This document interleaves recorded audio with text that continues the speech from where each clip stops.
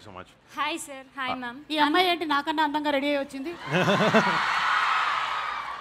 Makeup తుడుచుకో తర్వాత. Okay చెప్పు. I'm Keerthi. Always different films చేస్తారు కదా. Who is your inspiration and any reason for the unique scripts?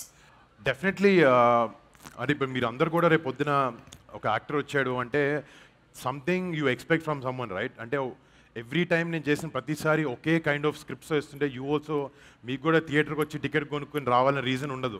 అంటే ఎక్కడో చోట ఒక యునీక్ ఎక్స్పీరియన్స్ కానీ ఇప్పుడు నా సినిమా చూస్తే ఎవరైనా టికెట్ కొనుక్కుంటే కానీ ఒక కొత్త నోవెల్ ఎక్స్పీరియన్స్ ఇవ్వాలన్న ఒక చిన్న ప్రయత్నమే అది. అండ్ నాకు స్క్రిప్ట్ సెలెక్షన్లో నాకు ఆబ్వియస్లీ నాకు చిరంజీవి గారు చాలా పెద్ద ఇన్స్పిరేషన్ నాకు.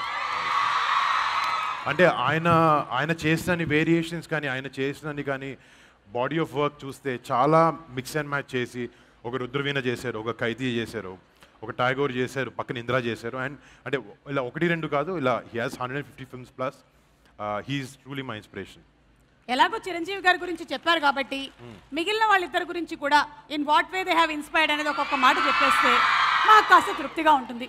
ఒకటి మీ నాన్నగారు నాగబాబు గారు. అంటే డెఫినెట్గా సిచ్యువేషన్స్ని ఎలా డీల్ చేయాలి, డే టు డే సిచ్యువేషన్స్ కానీ మన ఎమోషన్ని హ్యాండిల్ చేసుకోగలిగి ఒక చాలా ప్రెషరైజ్ సిచ్యువేషన్ వచ్చినప్పుడు how to smoothly come out of it, or ఒక పక్కోడికి రెస్పెక్ట్ ఎలా ఇవ్వాలి అనేది మాత్రం నిజంగా మన నాన్నగారి నుంచి నేర్చుకున్నాను. Channelise emotions. Channelised emotions. yes super. అంటే ఇక power star Pawan Kalyan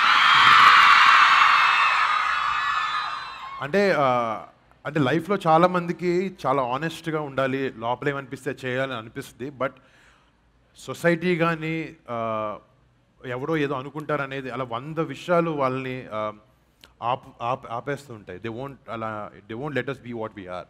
but ఒక ఆనెస్ట్గా ఆయనకుండే ఆనెస్టీ ఎవరి గురించి కాదు, ఒక మంచి చేయాలన్న ఒక తత్వం అయింది. అది దట్ థింగ్ ఇస్ అన్బిలీవబుల్.